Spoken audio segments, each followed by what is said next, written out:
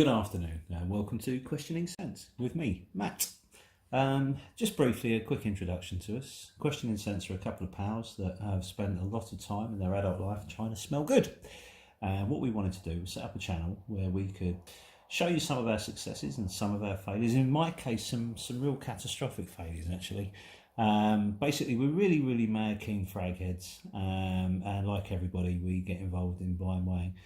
And sometimes it goes well and sometimes it doesn't. I think with the rise of the online retailers, the discounters, we've got so much more at our fingertips, which is great for us, but it often means that we can't, we see things we like and we read notes that we like and we think, right, let's get it. And then it comes and it's not quite what we thought, or in some cases, and certainly in some of my cases, you're thinking, oh my God, this is awful. But what I'd like to do is start with one that is one I really do like actually. This was a blind buy, but not in a traditional sense. I got this is LT Piver's Vetiver, and I got this from TK Maxx. I don't know if you've ever bought anything from TK Maxx, but when you go in there, the scents, both the perfumes, the aftershaves and everything, come in these plastic boxes that are pretty much impenetrable by anything. You've got no way of getting a sniff of them. There's no advice to be got in store either. The sales assistants there, they're not really specialists in anything. I mean, no disrespect to them, they do a good job and they're very hard working, but they're not experts in any field, so you're not going to get any kind of description from them. So what I did was I picked it up. I had that in, the box that it came in one hand and a phone in the other, and I was looking on Fragrantica and Base Notes trying to get some information. There was some information available, so I thought, you know what, it's not an expensive perfume at all. It was about £16. I took a punt and I raced home with it, and then I got saw out from the cellar and hacked at the box. I got through the plastic, and then the box that it came in is simply just a box. So out that came, and out popped this little beauty. Now, I hadn't heard much about LT or anything, let's be honest, I'm not going to bluff. I'd never heard of them before I bought this. So I did a bit of research, and they're quite an interesting house actually. They're really old apparently. According to their website, they were founded in 1774 in Paris. In a perfume shop called À la Reine de Fleurs, which means to the Queen of Flowers for those of you that don't speak French. And for those of you that do speak French, that probably wasn't French, so I was muttering. The shop was basically the springboard for the brand. The brand was founded and it went from strength to strength. And according to these guys at LT Piver, in 1926, they employed over 1,500 people worldwide. And one of the few stores to have, few businesses, should I say, or few perfumers of the time to have stores all over the world. So that, it makes it quite unique. What they don't tell you is obviously where it all went wrong and why something like this is now in TK Maxx for £16. Well, it's not actually, they don't have it at the moment. Why this is £16. Anyway, enough of the waffle, let's talk about this. As you would imagine, with a name like Vetiver, it's a vetiver-based scent. I'll come out with it straight away. It's absolutely lovely. I really like it. In fact, what we're going to do is we'll give it a quick spray now. As you can see, it's a heck of a sprayer.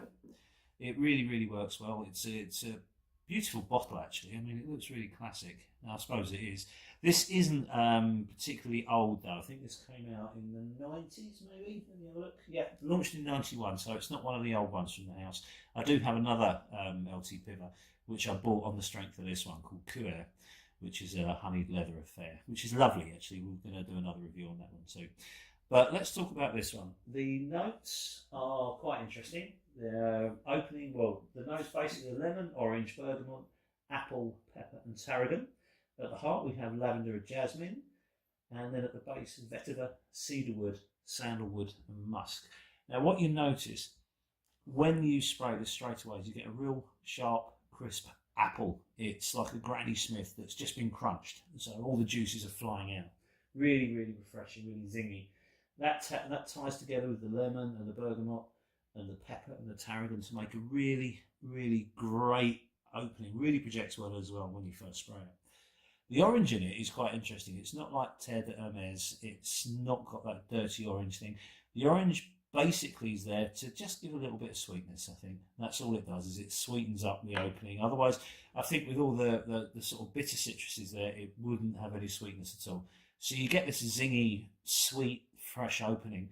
I wouldn't class this as a freshie though, because very, very quickly the vetiver appears, and the vetiver appears with everything else that seems to come in stages.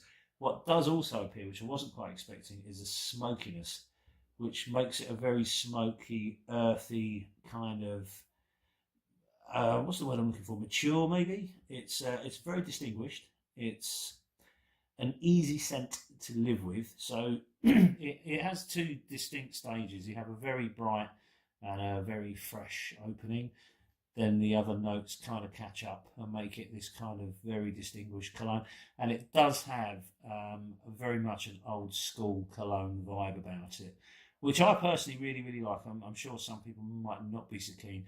There is lavender in here, but the lavender's quite muted. You can pick it up, so it's not in any way, shape or form a classic barbershop. It really doesn't go down that road. It is more of a sort of an old school cologne.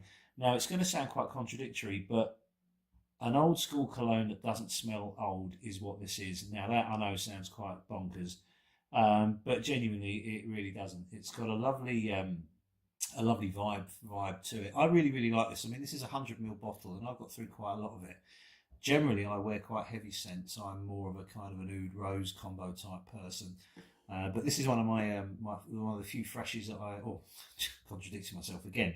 One of my few non-heavy scents that I wear on a regular basis. It's such an easy wear that you could wear it anywhere and everywhere, to be honest. Maybe not for a big night out. Maybe it's a bit too kind of formal for that. But it is quite a formal scent. It's a perfect scent for the office. What I like about it is you do have a very large projection when it hits the skin, but that trails off quite quickly. Actually, you've got about 25 minutes of big projection, and then it drops down to sort of a gentle projection. It does have a fairly decent sillage. There's a nice scent trail that will follow you around. I mean, if you're marching around an office, people will be aware of you walking past because you will leave this lovely scent trail. It's inoffensive, so you're not going to upset anyone wearing this. There's nothing to be upset about. It's a very clean, distinguished smell. Great for the office. Really, really, I think that's kind of what it was designed for. To be honest, it's perfect.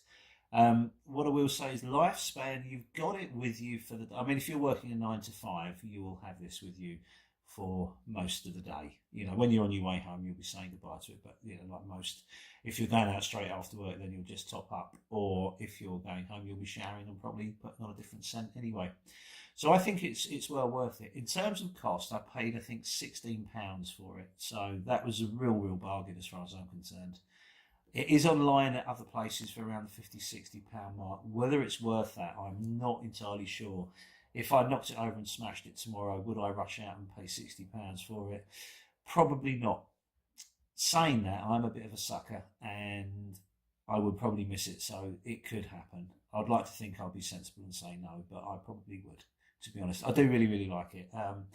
What's it comparable to? I suppose the obvious one would be Tom Ford's Grey Vetiver.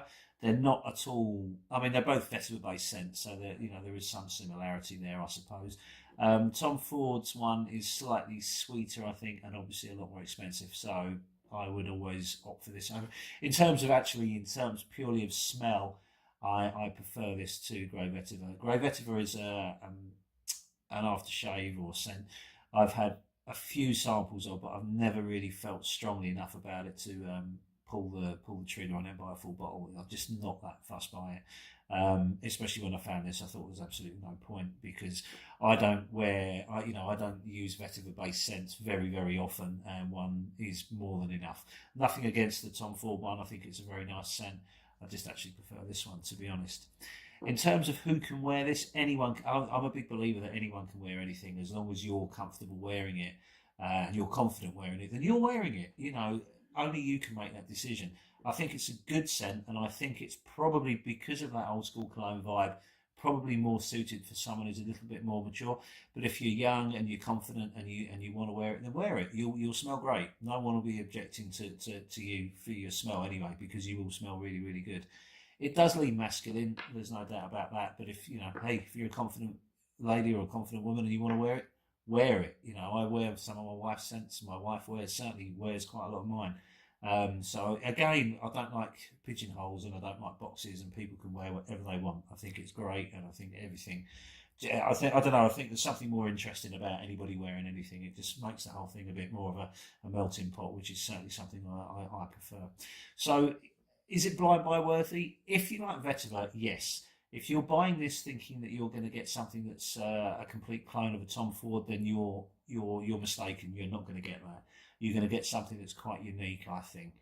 As I say, really easy scent to live with, good smell, good lifespan, because it is, although there is a smokiness and a woodiness to it, it is quite a light scent. You know, it's not overpowering. If you put too much on, you could easily become that cologne guy and bogging out the office and become very unpopular. So, you know, just wear it accordingly. A few sprays here and a few sprays there, and you'll be absolutely fine.